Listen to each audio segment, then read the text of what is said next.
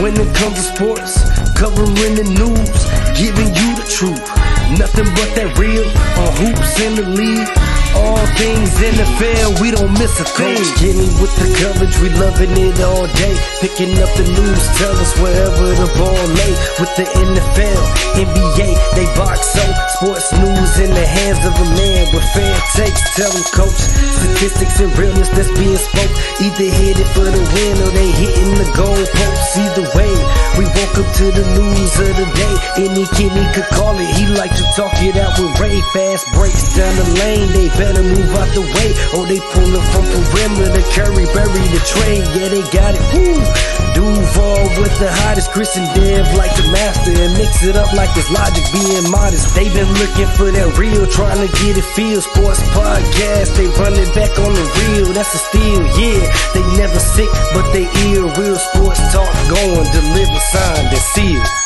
We bring that real talk when it comes to sports, covering the news, giving you the truth. Nothing but that real on hoops in the league. All things NFL, we don't miss a thing. And we are back, ladies and gentlemen, here on Thursday night for Real Talk. It's your boy, Mr. Ray Bond, here with Coach Kenny. What's going on, sir? What up? How are you? Oh, man, enjoying the day. It's Thursday, which means all I got is one more day of work. Yes, and then sir. I can get to the weekend, and I cannot wait for that. Speaking of which, any plans for the weekend, sir? No, man. Just starting to the school year started this week, so we're starting to lock in and try to get things prepared because it'll be season to be coming right around the corner. So starting to do our last minute preparation. Oh wow, okay. So you got a good idea what you think the team gonna look like, or you? I have an idea. I mean, it's pretty much gonna be most of the guys that play summer ball. But then of course you have freshmen and transfers that come in. So I haven't seen some of those guys yet. So I gotta wait and see with that to see what we got. But I got an idea of pretty much the core of the team. You know what I mean? Yeah, for sure. Okay, cool. You have to keep us posted as you progress through the season, competing for championships. Hopefully. Yeah. Yeah, man, we're gonna try to get some games on the network. Shout out to Ray Cruz. We got to get together. He's got to come out to the school and kind of check out the setup because we do stream. So we're trying to get that locked in so ASAP can stream some games. Oh wow. Okay. Well, amazing. That'd be pretty dope. ASAP doing big things. Yes, sir. Like only how we do. So let's get into big things. Terrence Crawford has been on a media tour post devastating, debilitating knockout win. Take that victory lap. You earned it. He has certainly taken his time trotting around the bases as he should, as far as I'm concerned, with a legendary performance. For sure. One for the ages as far as I'm concerned. But he has a big decision to make. What's next? And so people have been positioning themselves. Errol Spence has said he would like to rematch, and he does have the ability to exercise that clause.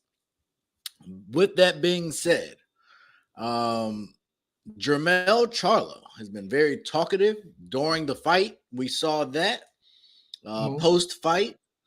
And Terrence Crawford has said, I'm ready. So my question for you is, obviously after the Canelo fight, which we don't know what Charlo will even look like after that fight, because I do not think that's a smart decision. You heard it here first, and if I'm wrong, I will gladly be wrong. But I do not think that's a good decision. But based on that, at 154, based on what we've seen, who you got, Crawford or Charlo?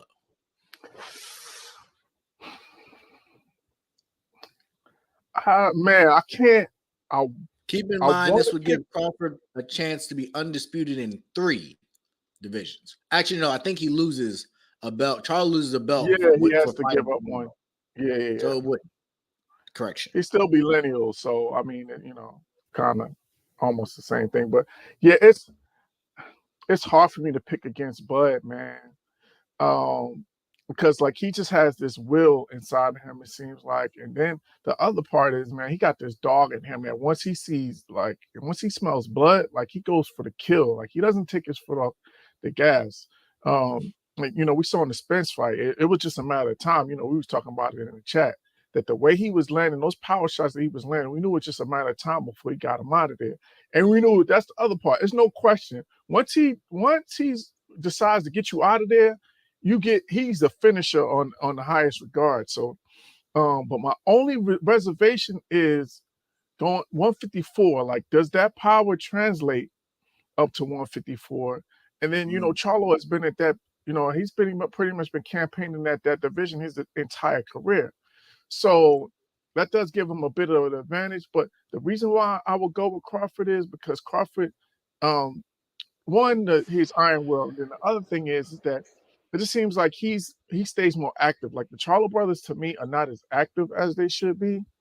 I don't know if it's because of lack of big fights, whatever the case may be, but they just don't seem to be active as I would like them to be. And so, because of those things, I'm gonna pick Bud, but I don't think he's gonna walk through him the way he walked through Errol Spence.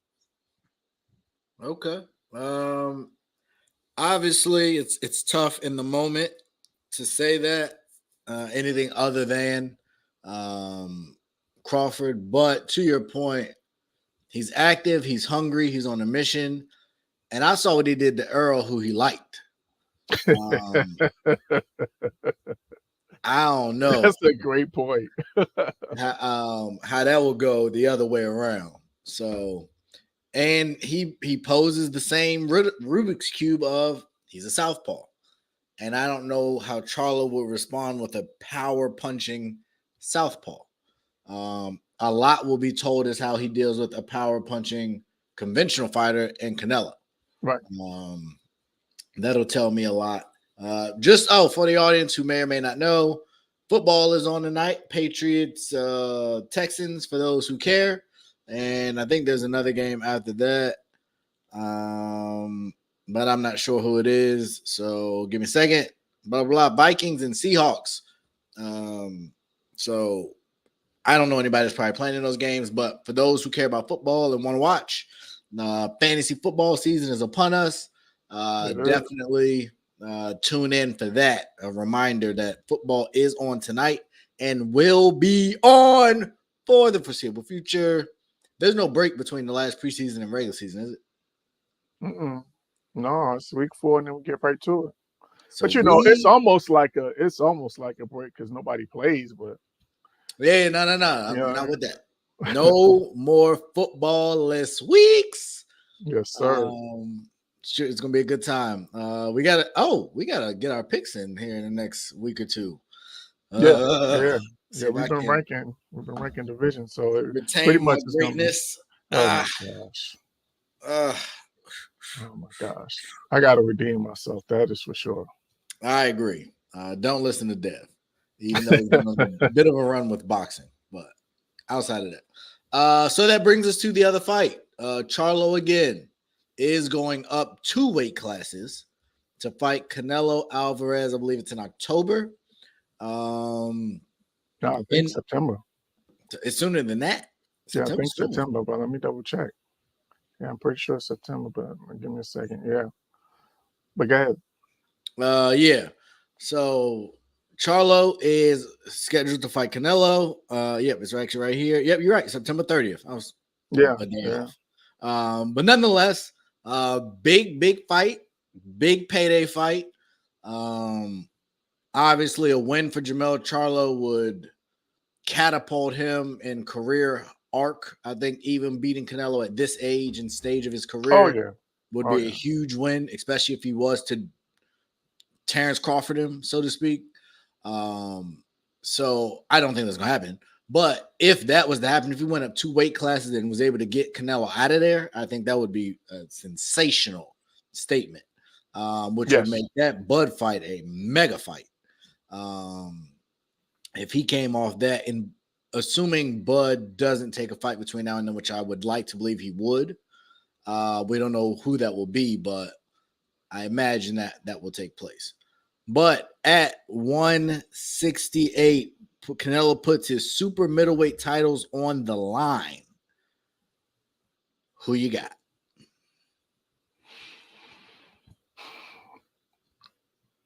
I would have liked this. I would have felt better about Charlo if this fight was at 160.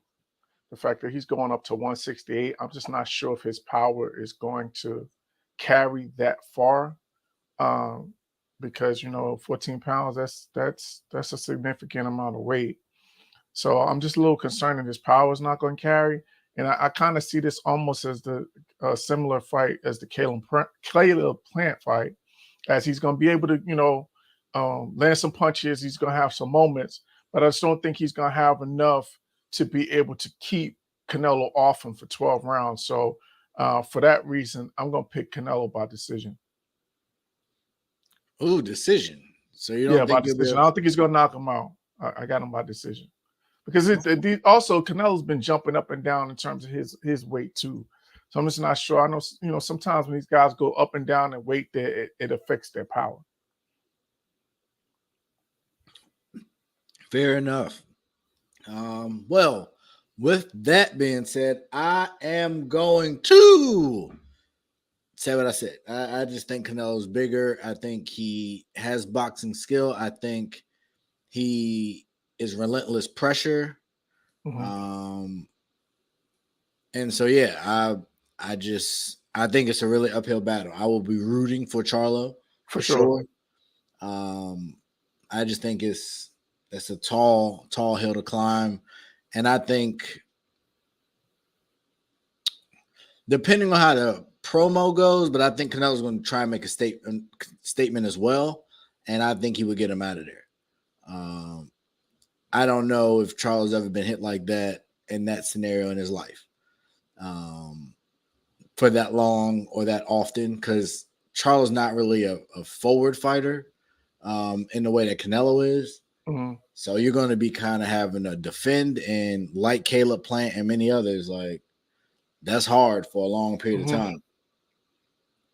So we'll see. We will see, but should be a fun night when that comes, September 30th in Las Vegas. I have noticed, and we'll get to another topic later where this is also relevant, but there's been a lot of more talk. This Bud Crawford, he's been going on this media tour, doing Good Morning America, amongst other places.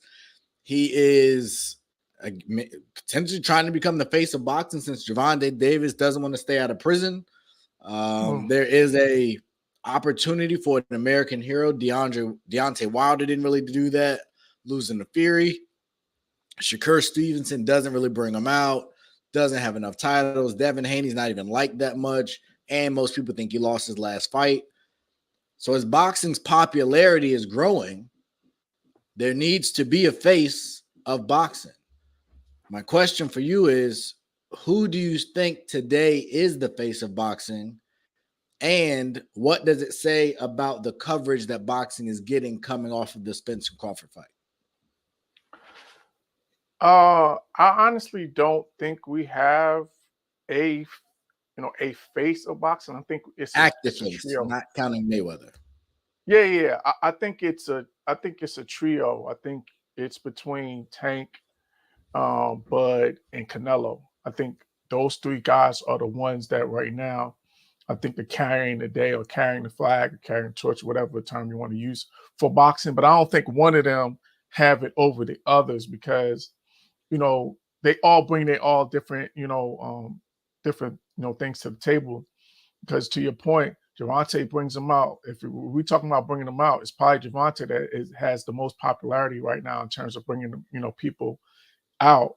And then Crawford, is probably the most electric of all of the of the three guys. And then Canelo, you know, of course, he has that Mexican fan base behind him, which is huge. So he also was able to bring him out as well. So I don't think we have a face. I think we have a few guys that make up that face. I would agree with that. The reason I'm going to knock Canelo, especially when it comes to like American boxing fandom, he never learned English. Like, I think he does. He's just scared to speak it. And what is one of the biggest blunders to me in sports marketing? He didn't learn English. He's fought here so much. He's had so much success here, but you can't really market him here. Not with a speaking part. And so I just think as a brand, and I'm sure he's making plenty of money. Like money's not an issue. Yeah. But I just think that was such a big miss to not do something so simple. And I say that as that there's so many people that have done it, that came to this country and figured it out. I'm not putting light on how easy it is to learn a second language as someone who tried to learn Italian for when I went to Italy. But if I had that much potential extra money on the line, that's a layup. And that brings me to my next part of this. I think Gervonta Davis is conversely as problematic because of his behavior. Yeah. I believe his personality, his charisma, his smile, he could be on everybody's TV. There's no reason he can't be in commercials. He can't be on Undisputed doing guest appearances. I've seen Floyd start to comment a little bit more on common or modern day boxers. So I don't know if he has something in the works that he's doing. But Gervonta Davis should be a household name and on our TV screens and on our magazines. But he can't stay out of jail. Yeah. And then that brings me to Bud Crawford, who I think is getting there, but he's a little old. And then Canelo getting up there. He's not as charismatic as Gervonta. We're seeing he has a lot more personality now, but it ain't the same as Davis. Like Tank's aura, swag, everything about him is what America wants their boxer fighter to be, even if he's not as skilled as maybe Crawford is. So I agree. I think there's a hole there. I think Davis can get, if he can just get it. I think he got it this time. I think he'll be on his way. But I think boxing, as I've been saying, long before really it got to this point, I thought boxing was back. And I'm really glad to see a lot of the youth that I've been watching for years flourish. And Stephen Fulton, some of them have had to take their lumps, Caleb Plant, and try and figure it out. They've become marketers. They've evolved. And it's just really great to see. As somebody that's been and is and has been a big fan of the sport for a long time, I'm really glad to see it getting the coverage I believe it's deserved for some time. And I'm excited to see what the future holds for sure. Shout out to Jay for hopping in the comments. But speaking of boxing, Tim Anderson had great form. That wasn't boxing. That's hilarious. He looked like he was, but shadow boxing is real different. And sometimes the shadow can't punch back. Sometimes the real person will. And it wasn't the greatest punch, but boy, did it connect on a big stage. Fighting has made baseball as popular as it's ever been this year. Shout out to Ohtani, who I need to give more credit to because he's amazing. He's been crushing it. My man. I know we can't afford him here in Washington, but you know, it is what it is. I enjoy seeing greatness. Houston touchdown. They're crushing the Pats. Somebody might say that Belichick is on the hot seat. No, I'm just kidding. Not yet. While we're here, if they miss the playoffs this year, how much more leash we giving Belichick? Hey man, I think he officially goes on the hot seat after this season. if they don't make the playoffs. We all picked them to be in last place, so it ain't. You're right, and it's not based off of what they got coming into it. It's sure not looking good. We're gonna see, man. We're gonna see. But not a good showing here tonight. Granted, it don't really mean anything tonight, at least. We here at ASAP. That's not how I want to start this. I think Jay would be fine with it, but this is a Raymond thing. This is a me thing. And Mac Jones trash. He should. Like, see you later. That draft class is just not a QB class. But let me say this though, to be fair to Mac Jones. And this is also an indictment on Belichick because he's the coach and the GM. That they have not put the skilled talent around him for him to really be able to flourish. So that's on Belichick. It's racketeering or money laundering. What the Patriots have been doing. Because I don't know who they've been paying for the last 25 years. Like, they don't spend money, but they don't got no money. They hear them tell it. So I don't know what kind of scam they have. That is hilarious. But yeah, that's just wow. Whose team is better? Trevor who? Lawrence? I know I guess he's saying Patriots or Jags. I'm team Jags, so I'm high on the Jags. Yeah, no question, Jags. Especially offensively. Like, I think Mac Jones would well, especially because he's from the area, he would kill for the skill position talent. Okay, you got Etienne, you got Calvin Ridley, you got Evan Ingram. What's the other wide receiver? Name escapes me as well. They got some talent. No, I agree. So no, I'm all for that. I couldn't name a skill position player besides Stevenson for the Pats, to be honest with you. Yeah. And so that's why they're going to be last. Damien with the joke. Chill out. Those are Damien's words, Mr. Kraft. Those are not words. Oh, man. Now, Ridley's back after the trade, and Etienne, he'll be, well, I ain't going to say he'll be healthy. He's had some issues, but I think they'll be fine. I definitely think they'll be fine in relation to that. Yeah, and Etienne was healthy last year. That was the rookie year. Yeah, he broke his foot or something. He was out for the year. Yeah, I think it was his Achilles, popped his Achilles, but he was healthy last year. But the point is that if we had to pick between the two, especially on the offensive side, I think it's no question that the Jags are better offensively than the Patriots. It's not even close to me. For sure. Bill, best of luck, but ain't looking good. But where I was going, in this country, sometimes life is bigger than sports. And when you live through certain cultural moments, whether it's, I don't want to go too morbid here, but, big events have happened in our country.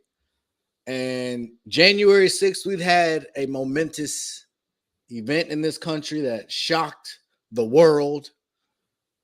And on August 6th, America shocked the world again. All rise. The chairs have arrived. The chairs have been sold out. The internet has been abuzz. And Terrence Crawford and Errol Spence's fight ignited the cause and unity of Black power to defend one's brethren, to set aside one's differences for a common cause. And in Montgomery, Alabama, we saw that live and in person. So I want to take this time to say thank you to all of our brethren who helped save a man's life amongst all the jokes, who stood for something, just like them UPS workers who are getting paid. Listen up, NBA, NFL, pay attention. If you stand together, you can do so much more. To those in California that are fighting for your rights in this streaming era continue to stand. And last but not least for this moment, I cannot end this without saying my prayers to the people of Maui and all that they're dealing with. We love and support you guys and hope that recovery will be soon. But Lord, today, August 6th, chairs were swung and ancestors were made proud. That is all I have to say at this moment, but I reserve the right for future jokes for the duration of my tenure here at ASAP. I got nothing on that one. I'm gonna let you have it. Absolutely. Can someone ban IJ? Do we know who IJ is? I have no clue. Not sure that it is Damien. If you could give us some context, I might have help us out with the initials. But speaking of initials, OJ. No, I think OJ had a good point. I ain't gonna hold you. At least the way he tells the story. I didn't. You got to fill me in. I missed that. Oh, okay. So OJ went on and said basically he was a college athlete, scholarship athlete, went to college, pretty good with math, pretty good with numbers. And what he said is, and it was not Calvin Ridley, it was Henry Ruggs. He detailed that incident and the traumatic ending and said he got 3 to 10 years. OJ then told the story of how he was invited somewhere to retrieve his own things that he now has, according to him, because it was deemed they were stolen. And he did 9 years. So he said the math don't math. This man killed somebody and her dog. All I did was go back and get my stuff. So that was the OJ. So gotcha. I think it's a valid question. I mean, I don't think he's the right speaker. Right. And we all know that was payback. Yeah, that was a makeup. So OJ, nobody's gonna feel sorry for you though, bro. Now, if I'm Tory Lanez, I might have a different approach. But different states, different, Yeah. Speaking of different states and initials, the United States women's soccer, and y'all know we don't really cover women's soccer or much of soccer, but I would be remiss if I did not at least get Coach Kenny's feedback on where does this rank after all of the talk and angst about equal pay, which they rightfully earned. To respond on the world stage in this manner. Yeah. What happened? It definitely hurts their cause some, because they were on a roll and things seem to be on the uptick. So this definitely hurts their cause. So I think that this is going to be a bit of a setback. And I think the bottom line is, and we talked about this before, whether it's women's soccer or whether it's the WNBA, it's all about butts in the seats, and it's all about eyes on the TV. So if you're not bringing the ratings, or if you're not bringing the attendance and bringing in the revenue, I always quote this line from one of my favorite movies, Casino: always follow the money. So if you can't bring in that money, then it's just not going to be things are not going to always work out in your favor. So this is definitely a setback for them, and it's unfortunate, but you got to show up on the big stage if you want to try to make a power move. So this is definitely a setback. We agree on setback, and Team USA basketball went through this years ago. And they got a little lax, maybe got a little comfortable. The rest of the world closed the gap in the meantime, and you get caught. And you got to stand in it. You got to own it. I think we've seen the last of that core group anyway. Right. An unceremonious end. And and they were very active in other areas. So I don't think they're overly upset that now they can't spend more time doing some of the other things that they love to do. So interesting turn of events. I will say, I'm sure FIFA isn't happy from a rating standpoint, Right. Because Lord knows I didn't really care before, and I sure haven't cared now. I think the game's on right now. I just happen to see, and I couldn't tell you. And I probably should know better because I think an African country won something. But I definitely don't know. I ain't gonna lie. Spain, Netherlands, Japan, Sweden, quarterfinals, Australia, French, England, Colombia. So yeah, if they were, they gone now. South Africa got put out. So did Nigeria. Tough sledding. But yeah, tough for them, but best of luck. And our next, I do want to get to your guys, Coach Kenny. Donovan Mitchell has been rumored to not be extending.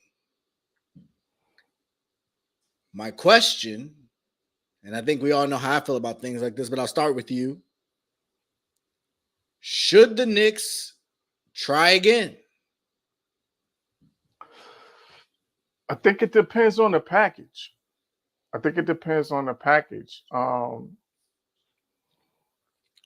And you're going to have to move some of those. You're going to have to definitely move some of those because we got a lot of, especially at that position, we're really deep in between that 1 and 2. You got a lot of guys.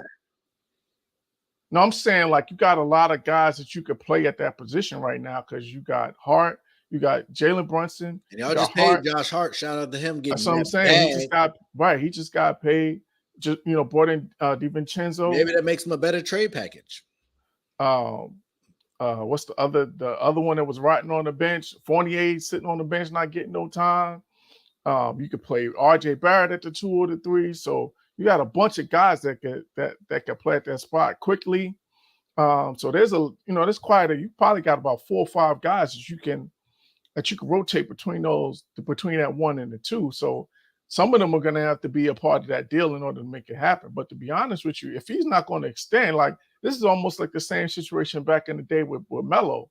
Like I would rather wait and wait for him to hit free agency and try to get him that way, as opposed to trying to trade pieces for him. Because we saw how that worked out the last time with Carmelo, is that we gave up too many pieces when he would have came to us. A free agency and wouldn't cost you anything.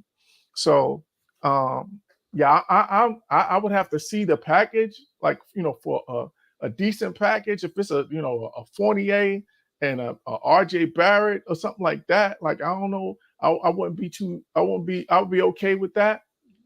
But I wouldn't want to give up too much if I didn't have to. I would rather try to get him in free agency. I agree with the free agency point. Damian, I don't know how he plays with, in your example, you'd have no bigs and you'd have Lonzo and DeRozan. I'm sorry, not Lonzo, Levine and DeRozan. Yeah, the 3 of them. Yeah, so that would just sounds awful. Yeah, that's tough. But I disagree. You're going to have to move those contracts either way to make the money to bring him in with the talent you have on the roster. You might as well get something for him. You can extend him with the sign and trade, get his bird rights. I just think there's other avenues. I do think prior to this news, I told you I love Cleveland, but I don't like drama. Not with these athletes today. They're too emotional. It affects their games too much. And if this is going to become a storyline, that team is sunk. That team is dead on arrival if this is going to hang over that team. And the fact that he leaked that, or whoever leaked that before the season, lets me know this is not about to be cool. So could it be leverage to or attempt at getting leverage to get them to give them that super max? Because is he eligible for that? I don't know. You have to check that out. But that's the only I other thing. I think that's a guarantee. Donovan Mitchell's not signing anywhere without being the max. No, So I understood. I'm just I don't think because he needed to leverage Cleveland into that. Not like this. Like, I just think he don't want to be in Cleveland. And it's possible. If I wasn't stuck in Utah and Utah traded me to Cleveland, I want to play. Yeah, it's going to some two tough markets. I ain't that is two tough markets to have to be in for your career. So if I'm a young guy, I'm trying to get to Miami. And he's a New York guy as well. He's from the area, so he be coming home. So yeah, I think it's true. I don't think he's bluffing. And outside of them saying we're not going to sign and trade you where you want to go, you just have to sign, which you do have to take less money. That's what the sign and trade allows you to opt in for the extra money. So I forget who did that. It might have been Kyrie. Somebody did and lost like $30 million because they didn't get traded. I forget. But either way, I go get them. I think what Brunson and Mitchell, as long as you keep them two together, those are the two I think need to stay together. Outside of them, you can package really whatever you want. I would try to definitely get Fournier out of there. And that might cost you a draft pick or something. Yeah, I'm sure it would definitely cost a first-round pick if they're going to take – well, and it's an expiring deal, so it would be beneficial to them in a sense. But it definitely would take a first-round pick. They probably would want to get quickly as well. If I'm them, the only issue with that is they kind of be in the same boat, right? Because he's coming up on the end of his rookie deal. So, but I think the other part is they got a lot of backcourt players too. So I don't know if they want that kind of dynamic player. It would just be hard to get him minutes. They could potentially play him and Garland together, but remember because Rubio. So yeah, and Rubio is I don't think he's gonna be. He just took just sat out of the World Championships or the World Cup, citing mental health. So it's no guarantee that he's gonna be back next year. So there's definitely some minutes available in that backcourt. That's valid. Oh, very valid. I did see that, and hopefully he's good. Yeah, for sure. Back to Denver. You met Utah. Yeah, that ain't happening. He's not going back there. Yeah. He had some great games against Denver in the playoffs in the bubble. Yeah. He's Danny Ainge is the king of stockpiling assets and young talent. So he's not doing that. Yeah. It's not really, but kind of worked for him. So it's hard to say. I mean, he's had a level of success. He has, but not really what you want. Yeah, I mean, one championship out of ultimately out of all of this, but he's definitely built winning teams for sure. Can't deny that. So, and messed up. I'm gonna try and see how quickly I can get this over. I was supposed to that's an interesting one. To the Heat, I think that would be plan B if they're not able to get Dame. The Dame replacement, which that's been real quiet recently. It has.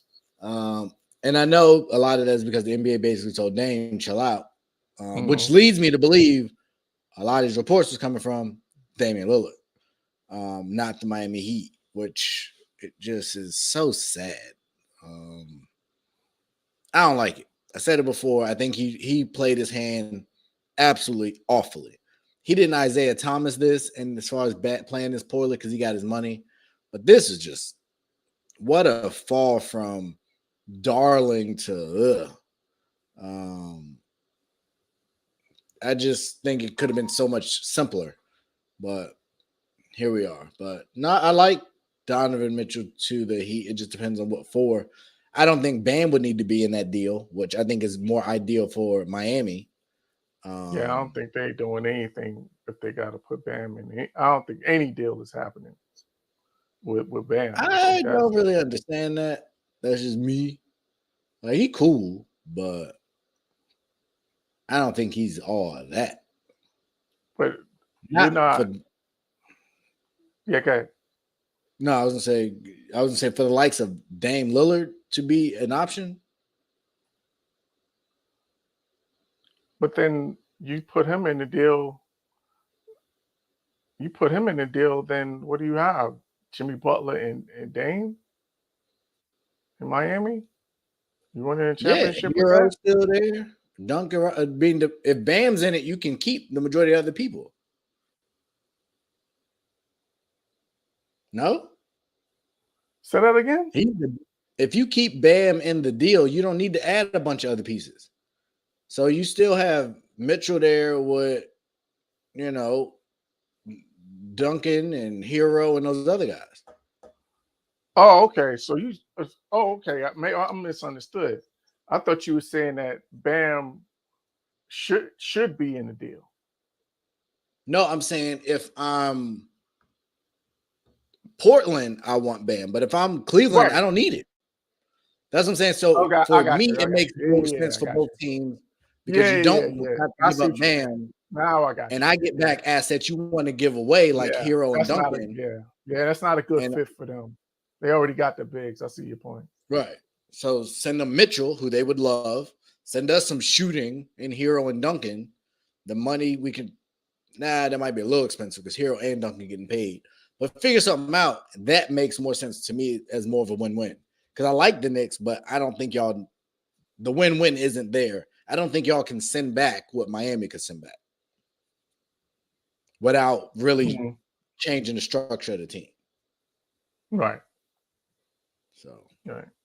We agree. So this will be interesting. Wanted to bring this home. For those of you who've been with us for a while, you understand why this is close to home. But I wanted to present you this scenario. Boom. We all know the legend of Uncle Drew, of Kyrie Irving. We know Klay Thompson. He likes to be on the boat, likes his dog, pretty poor golfer, phenomenal shooter. But I feel like if you ask most people today, especially the people in the hood, who would you rather be? I think most would say Kyrie Irving, duh. But as you take a broader look, it begs the question of who would you take? Would you rather have Kyrie Irving's career or Klay Thompson's career? Coach? Man, I'm biased, so but it depends on what your preference is. So if you're a cultural impact, if you're impact on society as well as career, then you're taking Kyrie. But if you're rings and basketball resume, leading the way, then you're gonna pick Klay. So I think it all depends on your preference. So I'm picking Kai because he's family. So I'm biased. So I'm not going against Kai. Fair enough. If you were not family. If I wasn't family, I'd pick Klay. Okay. And that to me is the interesting part of this because I agree. I think it's Klay. The money's similar, but the winning, the Klay's moments are, he don't got Kyrie shot in the finals moment, but he got some moments. Mm-hmm. And so offensively, defensively, Kyrie was top 75? No, neither one of them were. I knew Klay wasn't. Dang, I didn't realize. Yeah, neither one of them were. So Dame got in over Kyrie? Yeah. Wow.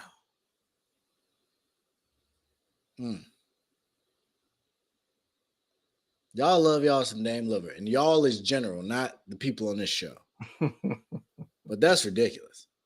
The man's done and won nothing of any real significance. Hey, Damien, we don't do Kyrie slander on here, okay? There was a guy named Freddie that had to learn that the hard way. Got him out of here talking crazy. Just joking. But we don't do Kyrie slander. Yeah. So we got an AFC South team here. So this actually worked out pretty good.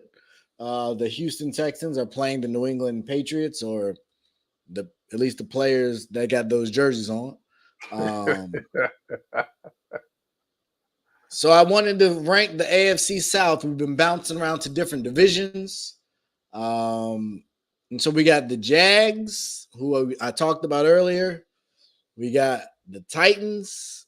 We got the Texans, who you see here, who are kneeling out the clock, but most of you probably are not watching them because you're watching us.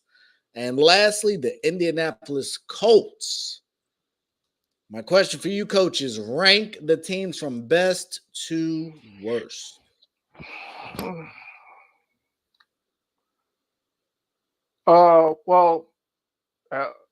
Definitely Jags are the number one team going in for me. Like we talked about it before, I think offensively they take it another step. And I think, Trevor Lawrence is poised to have a really big year.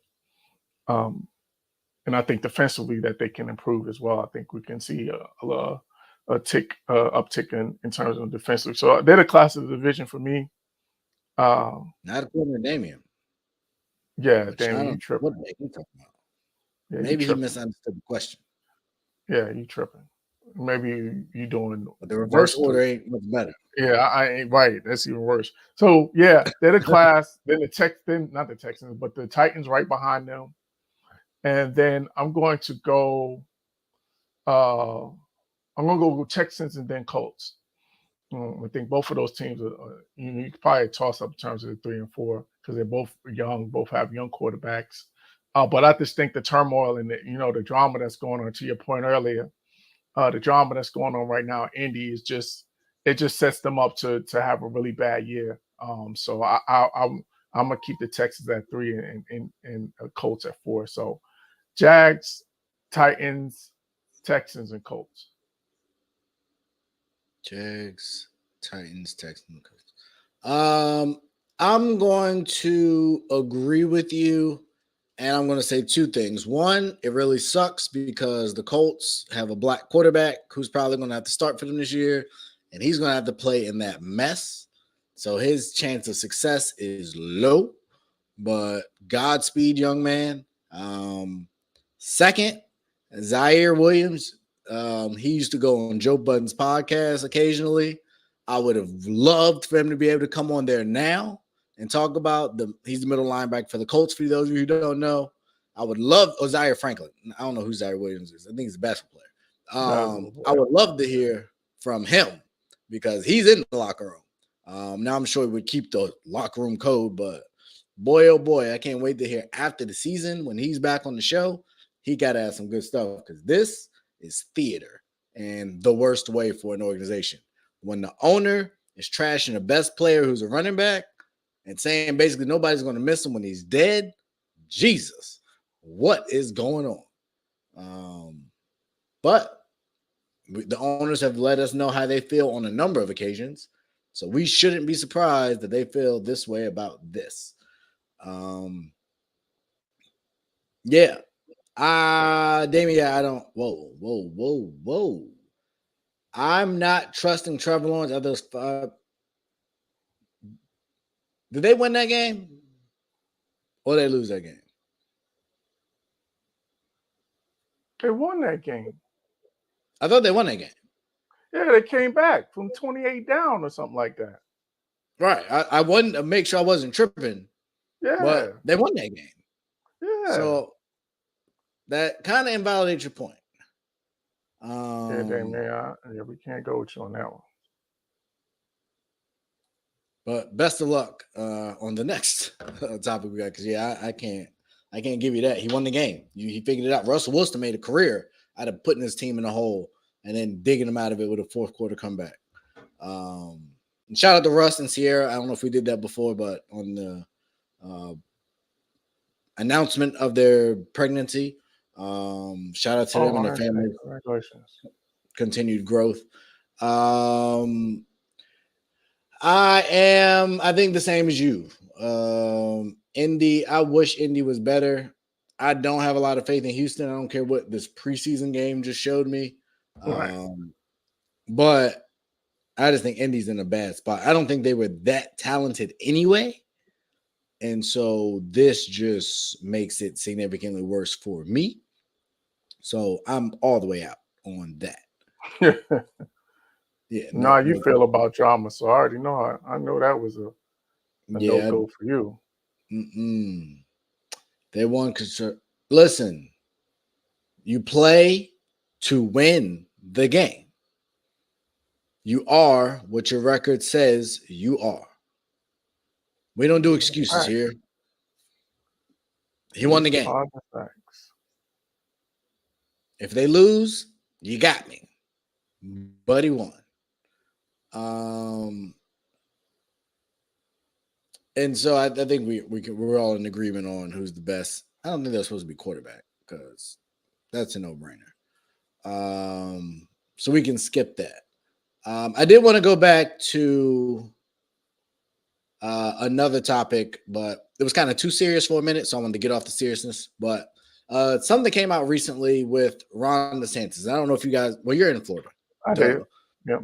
So yeah, this is actually even more valid. You're in Florida. And you work for the schools. Oh man. This is all just coming to me. Well, you just coach. You don't actually work in the school, right? No, I just coach at school. I'm not a teacher. Yeah, and shout out to all the kids that went back to school. My middle schooler started.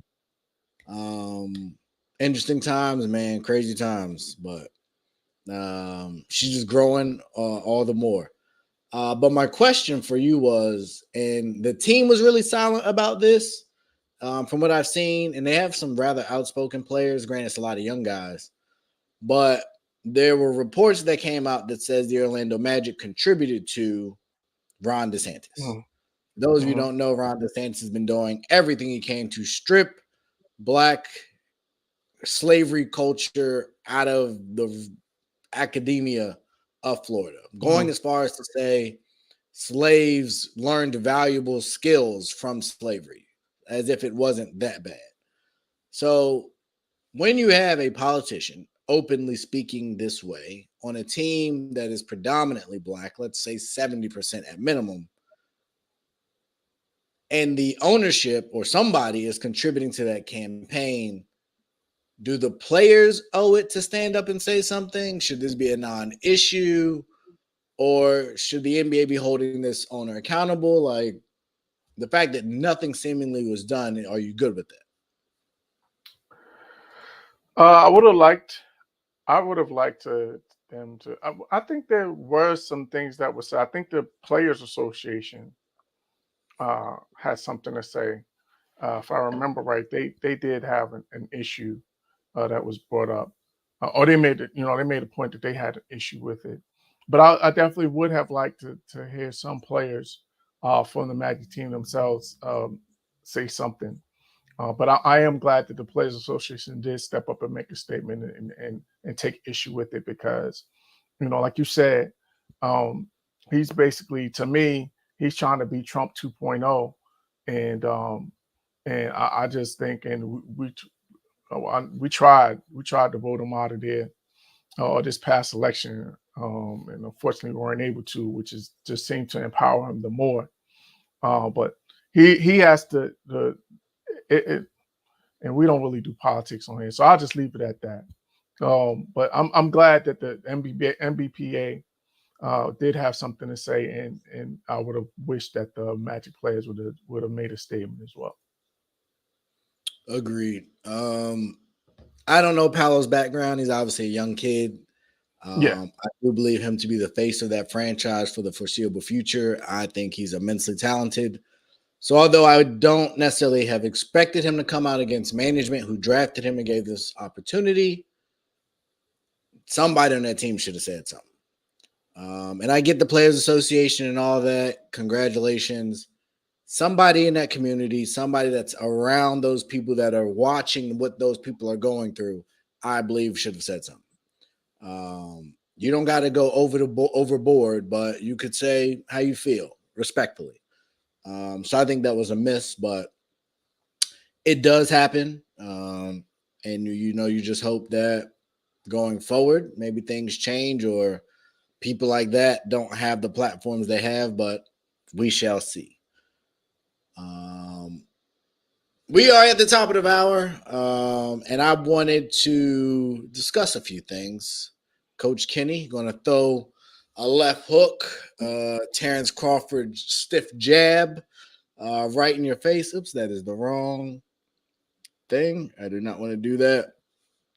But I did have some things I sent in the group chat that I wanted to get your thoughts on.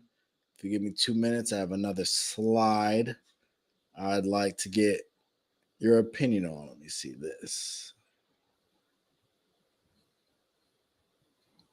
Apologize for the slow loading. Is this it? Yes. So, and if you guys can't see that, I apologize. But Bleacher Report put out a ranking of the top 5 duos. And one thing that you will see on this show is that the world regularly disrespects the greatest point guard of all time by going as far as to say that who's the other guy though? You Come gotta have who's the guy you putting Klay? You've been wanting Klay out of here for years. The last year you've been on this campaign to get Klay out of there. So now he's part of the duo? No, he's not. Then who is it? Andrew Wiggins or Draymond, either one. Either over one. These guys, over these guys? Come on, man. No, not over these guys. So for those of you who can't see, Booker and Durant are 1, no argument. I don't think Giannis and Drew is 2. Let me also say that. I think that's kind of flagrant. Oh, yeah, that's debatable. Yeah. Actually, as I'm starting to think, I'm about to cook. Are you putting Murray and are you putting Joker and Murray over them? Or Absolutely. You put LeBron? Okay. Absolutely. Agreed. But let me tell you one more thing. Where's Bam and Jimmy? Listen, LeBron and AD and Luka and Kyrie we didn't even see them play together at the time. True. And when they did, they tanked. Yeah, you can make a case that you could put Jimmy and Bam over Kyrie and Luka. Actually, I think I agree with you. But again, they play more together and they had more success. So that's fair. More. So I thought this was comical. Like Draymond just got the max. You gotta put more respect. But the disrespect doesn't end there, unfortunately. So there was another conversation that we've had on here many times. And I definitely wanted to get your thoughts on this. You didn't have much to say about what Shaq believed about the point guard position. Listen to Shaq talk about no point guards, but go ahead. So he has a Emmy award-winning TV show where he talks about all positions. And now we're not going to credit what he says about point guard. I'm not. If we got to talk about point guards, who are you going to listen to over? Are you going to listen to Kenny Smith or are you going to listen to Shaq? If we're going to talk about bigs, who are you going to listen to first, Shaq or Kenny Smith? That's not the comparison. I would listen to Kenny Smith talk about bigs, maybe not more than Shaq, but he played with a king. He knows something. Right, but my point is that I'm going to listen more so to Kenny Smith when it's talking about point guards than Shaq, and then vice versa when it comes to bigs. Kenny, we will make you a believer. Just keep waiting. Go ahead.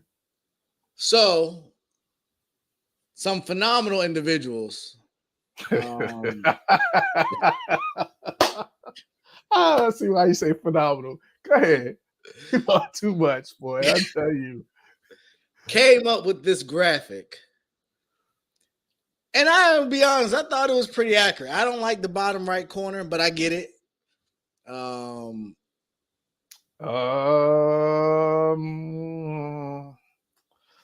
don't. He might have had more clutch playoff moments than your boy. Just saying. I'm talking about the guy. You think more so than the top right corner?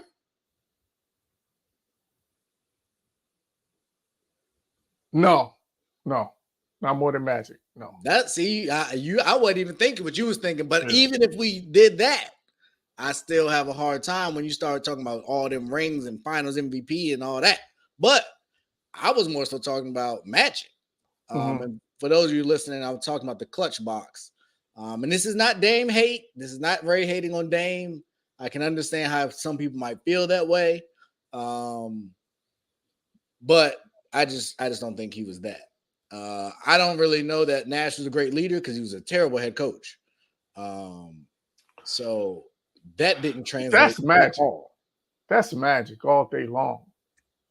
I think my guy could fit there, but I don't hate Magic. That's Magic all day long. I don't hate Magic there. What also did surprise me in this graphic, there's a lot of Russell Westbrook.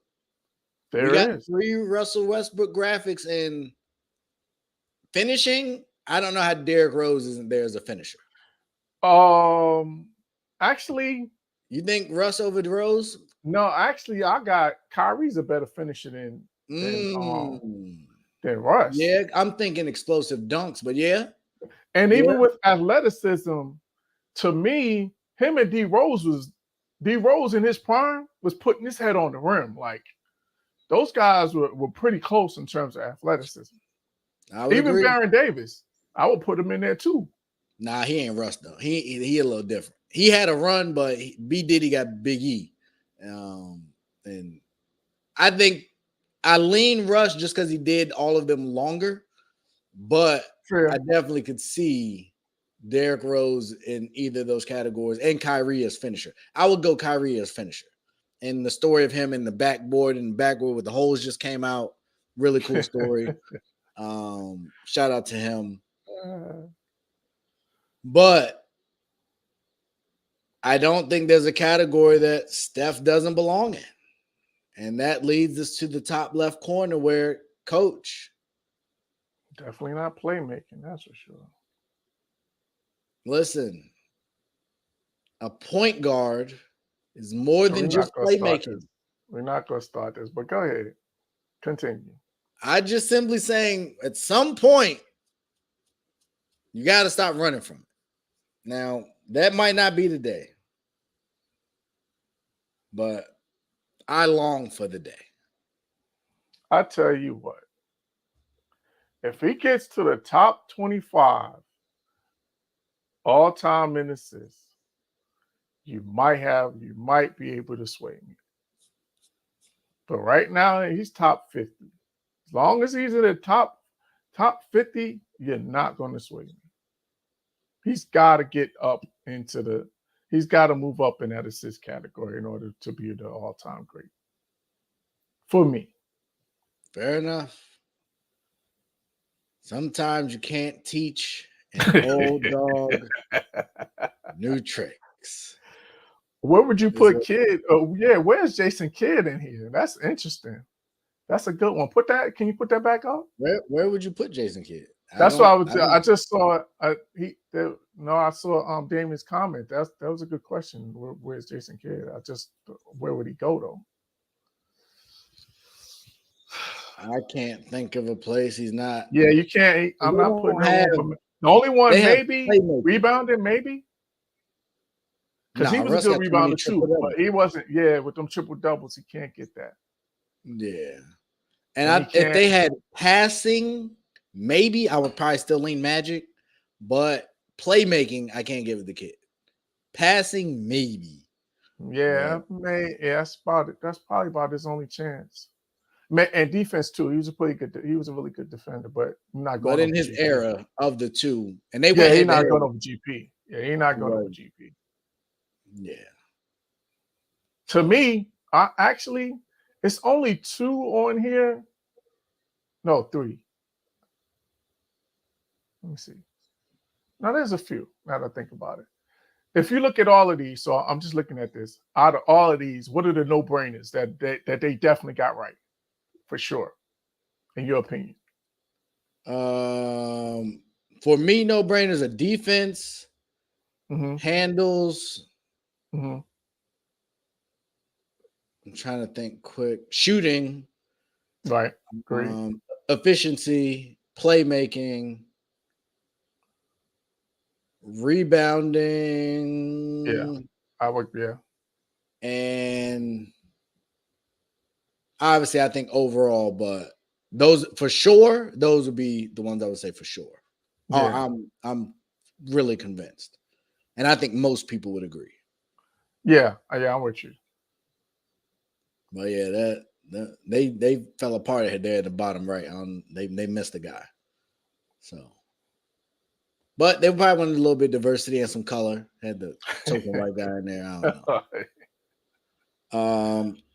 But speaking of lists, there is one more that I would like us to review. Tony Parker's maybe. No. I was going to say. No, I'm not putting him nowhere. You know, he's nowhere on this list for me, Damien. My list. Top international point guard. Tony Parker is what?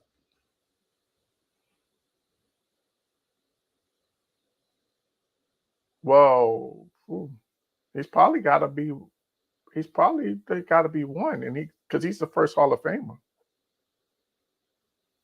That's all I was going to say. Yeah, he might not be on that, but if they had an international box. Yeah, he's the, because, and I was reading it today, actually at lunchtime, and I didn't realize that he's the first European point guard to go into the Hall of Fame. I didn't know that. Yeah, that's pretty interesting. Okay. So he's got to be the number one. Okay, just making sure. I'm just trying to think off the top of my head. I can't really think of any other great European point guards that was in the league.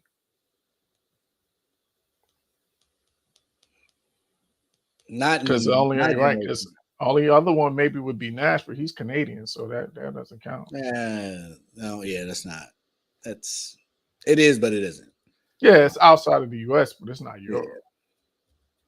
Yeah. So one last list. I want you to take this in. I really wanted Dev here for this, to be perfectly honest. Unfortunately, he couldn't make it to defend his boy. But you do have a quarterback on this list. I do. And I was just curious what you think of this list and your quarterback's placement. Honestly, I was pleasantly surprised, to be honest with you.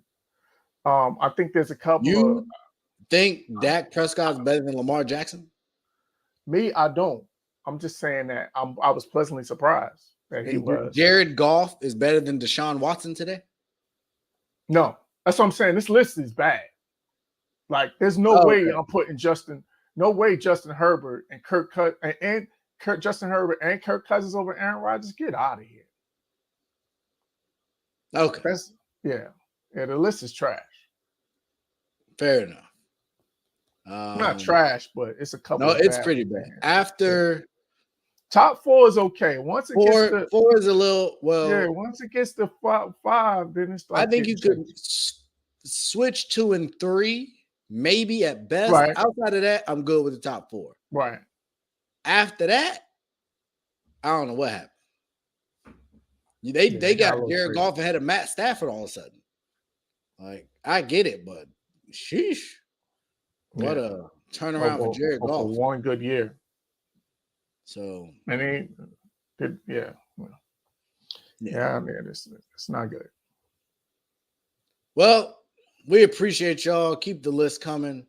Some fights this weekend.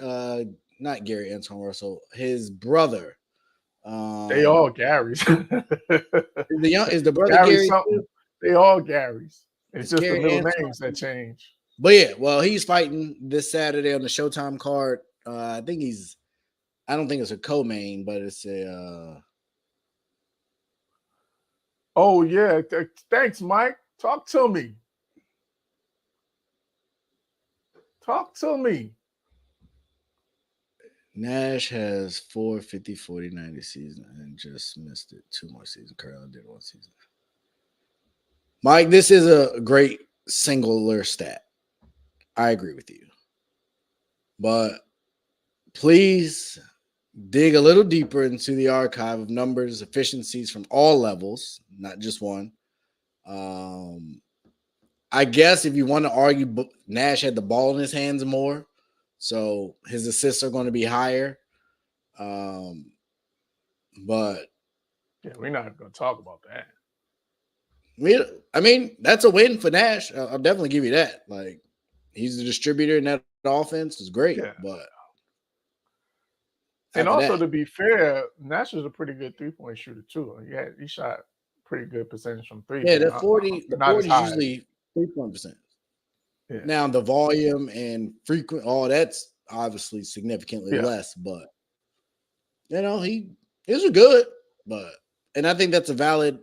I wouldn't hate if he. You can make a case. You could definitely make a case, but he's definitely off of that leadership. Get him out of here on that leadership. Yeah, that. All levels. Efficiency. Yeah. No, I'm saying from 3, free throw, and finishing in the lane. I think they each did it great, but Curry's efficiency at all of those outside of maybe mid range, but Curry's really good in the mid range too. I just don't have the data to support that. I would argue the shooting percentages. He might have a higher 3-point shooting percentage, possibly, but the volume is so drastically less. I would still lean efficiency for Curry at that volume. But that's a valid point. It's a valid point for sure. I'm guessing that's one of Kenny's guys, a Curry hater. No, I'm just kidding. Just the man just bringing up just no, he did. Those are facts. I can't refute facts. That's good information. But yeah, weekend full of football, ladies and gentlemen. We have. So is this still preseason for you? So you don't care that there's football this weekend, or are you gonna watch? Oh no, I'm watching. Yeah, we play the Jags tomorrow, so I'll be tuned in for the first quarter at least. Yeah. It's at Dallas. You don't even get a chance to see your boys. Yeah. That would have been nice, but nah. Yep. So yeah, I'll be tuned in. And we get Deshaun Watson. So I'm excited to see that at Deshaun Watson. Man, isn't Joshua fighting this weekend too? Is that this weekend versus Helinski? I think so. I didn't know it was that soon. I saw the flyer in the joint. But again, man, like this what we talk about with boxing, man. Oh yeah, you're right. August 12th on the zone. The marketing, right. That's the only thing. That's really the biggest thing that's keeping boxing from the zone marketing. Their marketing is just trash.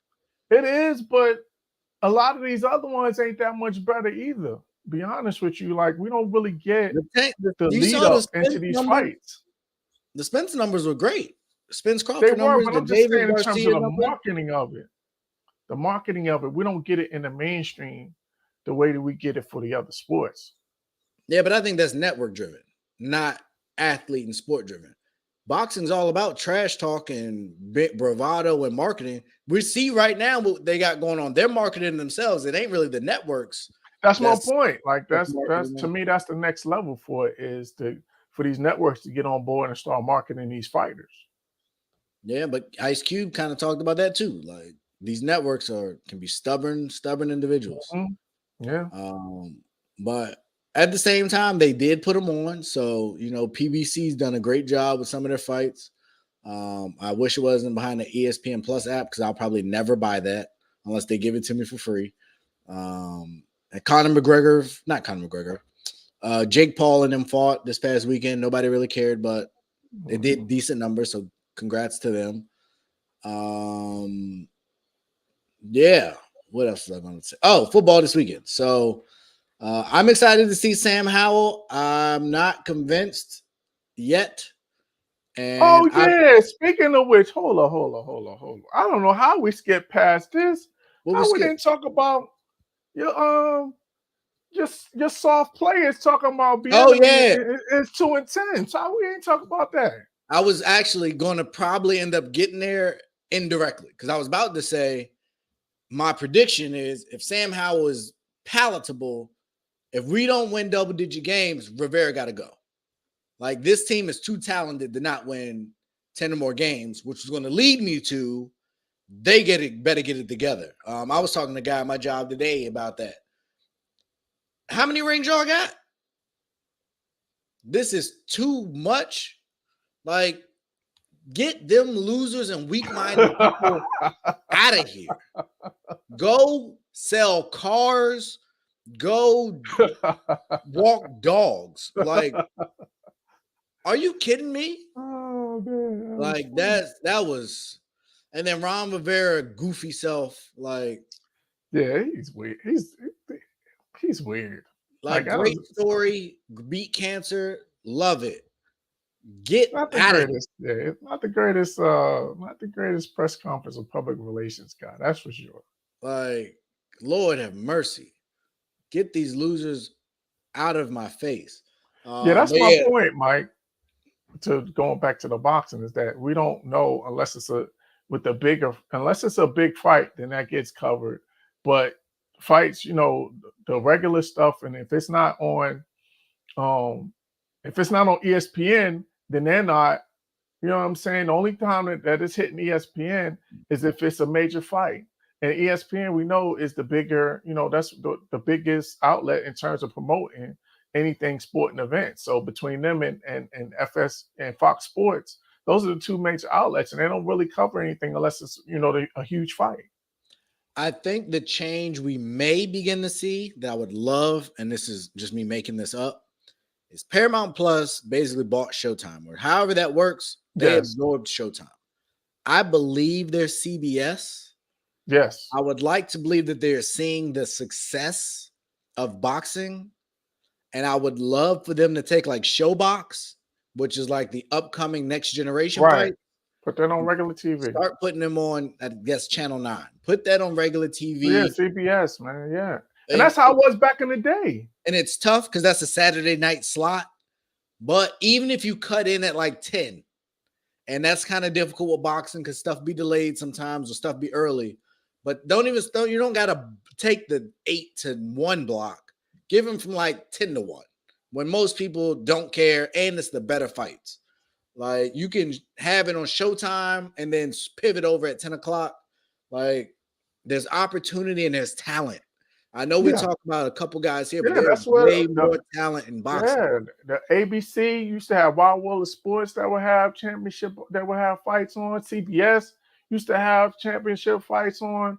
Like, you had it was on a couple of regular TV channels, and even PBC for a minute was putting fights on Fox there for a good while, and then it kind of just faded away. So hopefully we could get that back, because to me, that's the other part, is bringing it back on network TV. And we talked about this before, bringing it back on network TV and marketing. I think those are the two things that are really going to really propel boxing to get back into the mainstream the way it was.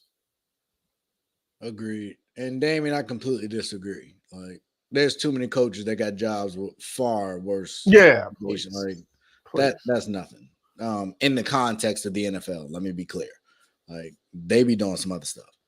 Yeah. I agree. They had like some. It was NBC would be, and then it would be Fox. So yeah, they were switching it up. Yeah, you're right.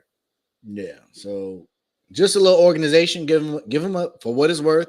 Talk about domestic violence. A Dana White, somebody that can run that thing somewhere. Like, they got to be seeing the numbers. Like, they're undeniable at this point. And there's a lot of fights to be made in a lot of different divisions. So, so hopefully we do get that. That's CBS. Yeah, that'll be great. Yeah, should be good. Anthony Joshua this weekend. Best of luck. You better win. God coming off of he fought the guys fighting 2 weeks in a row. You better beat him. So I'm not that excited, to be honest. But if I remember, I'll watch. Like I said, there's other fights on Showtime this weekend. That's probably where I'll be tuned into. Oh yeah, and they'll replay the Spence and Crawford fight. Yeah. What's your thoughts on it? You got to fill me in. I'm not even sure. Yeah, so we got a petition. Last I checked, I think it's up to like 60,000 signatures. It's a big number. That now that the ownership has switched, they want to switch the name back. I've been seeing more and more Native American groups coming out in support, saying we never thought it was that way. Blah blah. Really? Blah. So it's been a big groundswell. I would have to check back, but I think when I last looked, it was like 60,000 signatures, and that was some time ago.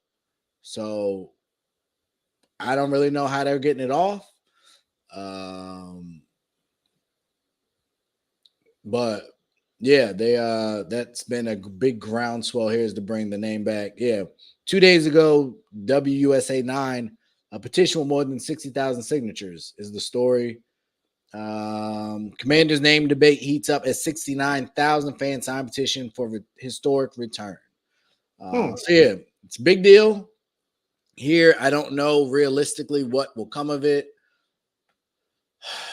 I'm of the mindset, obviously as a minority, I'm not of the mindset if one person's offended, you got to change it. But if there's enough people, I'm with it. As far as why the NFL is not getting involved, I think it's because nothing's really happening. It's just fan-based signatures. It's not Josh Harris coming out and saying, yeah, we're returning back. Like, if that talk starts to creep into the media, then I think the NFL may have something to say depending on the pulse check. If it passes the pulse test, they might allow it. In today's world, I don't know what to believe. Like, I don't know what side of the fence to be on for most people if you're an organization. So are you on the free speech side? Are you on the protect people side? Are you like, I don't know. Yeah, I think that they should take the lead from the Native Americans. They should have you're right, Mike, that was last weekend. So yeah. But that's the thing. There's a lot of Native Americans, even back then, that supported the name. Yeah, so I think they should take the lead. If they're okay with it, then there's some that aren't. Okay with it. Just like some, and this is not the greatest comparison, but maybe so. Some black people are cool with other people saying the N-word. Some black people ain't. Or some even black people saying it. So I think it's one of them where on both sides you have people that definitely have valuable things that they stand on. For the supporters, this is our heritage. Similar to Confederate flag people. We view it as racist. They view it as heritage. It's a lot of the same here. Some view it as this is our heritage. We're proud of it. Our mascots being celebrated around the world on a banner. Other are, this is disrespectful. This is not who we truly are. Y'all haven't really given to our cause. It's tough. And so for that reason, I don't think it goes anywhere because you can't really find a common ground. Gotcha. I get it, but there's still too much pushback that I think is unnecessary for a new ownership group. Yeah. So same. So they talked about it. That would be a bold move. It would definitely galvanize the fan base. And I don't know if you've seen probably not, but the numbers at training camp are vastly up from last year in recent years. So there's energy in the city for sure. Once that Magic Harris group bought, that it's pretty good to see. And for those who don't know, there's another show on ASAP. I've been meaning to actually watch it. I think they cover the Commanders. I should know that because I work here. Well, I don't work here. I don't get paid. But I would do shows here. But they have a show on similar, and I got to remember who they are. But they do like a Commander show for those who care. And it's a really good show, really in-depth analysis, really more than you're probably going to get here because we cover more generalized topics. But yeah, we just clown the Commanders on this show. They do. Shout out to Chris and his lovely ways. But yeah, it's something to see. I didn't expect that to be kind of the first rallying cry per se. I thought we had maybe bigger fish to fry, but that's you're the only one that's on this Ron Rivera. I haven't really seen that ground, so I think that's your own personal campaign. No. Get him out of here. That's what I'm saying. That's your personal campaign. We haven't seen. Oh yeah. That's my focus. And that's one of the biggest things, because I keep saying it. I just said it. This team is talented. I don't care what the jokes may be. We were 8-1 last year with lesser talent. So I think we have an opportunity, and I don't want to squander the opportunity, but I don't want Ron Rivera as my coach. So it's tough. In a perfect world, we'd start like 1-3. He'd get fired, and then we go on a run. Like, that's kind of how I play. And that is unlikely because our season starts pretty easy. Well, I guess actually, let me dig deeper. That would actually make it easier for them to fire him if they got up to a slow start with an easy schedule. The only issue is we played the Eagles twice in like the first 7 games, which is just not ideal. But yeah, we start hosting the Cardinals. That should be a win. We go to the Broncos, new coach, Russell Wilson. I don't know. Yeah, that's a toss-up. Then we host the Bills, probably an L. Loss. Then we go to the Eagles, tough. Yeah, that's 1-3. That's that's an easy part. That could definitely be 0-4. Or it could. If you 1-3, I should say. Yeah, and then we host the Bears, so I think we'll be better. So if we could fire him after the Eagles game and then Eric take over for the Bears game and then the Falcons game and then the Giants, he might come in 3 in a row. It's a stretch, yeah. And then we'll play the Eagles again. We played them tough. We split last year. We play them at home this time. Then we host we go to the Patriots and Seahawks.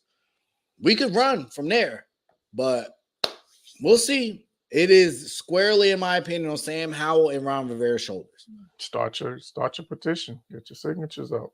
Hey, get Ron out of here. They say they like Sam Howell. I will reserve judgment and hope for the best. Yeah, please don't get this man started. But that is all that I have, ladies and gentlemen. Appreciate y'all. Coach, you got anything for the people before we get out of here? No, man. Thanks for tuning in. Always keep watching, keep sharing, share lives, and keep joining the conversation. We love talking with you guys. So feel free to chime in, and we welcome the feedback, and we add your comments, and we speak to your questions and all that good stuff. So keep tapping in with us. Please keep tapping in. Excited. We will be back on Monday. There are 2 games on Monday night as well. So we will be talking about at least the beginning of one of them, maybe. But we got Chiefs, Saints, and then Raiders, Niners. So should be some entertainment there for a little bit as we ramp up and get closer and closer to basketball and football season. We should have some U.S. men's national team news. Yeah, they play Luka this weekend. Oh no, they play Luka this weekend. Yeah, the exhibitions are starting because they already smacked Puerto Rico. Yeah. So we will definitely have got some of that coming. So good stuff. Walker Kessler, good luck, and let's have a blast and have a good weekend. We out.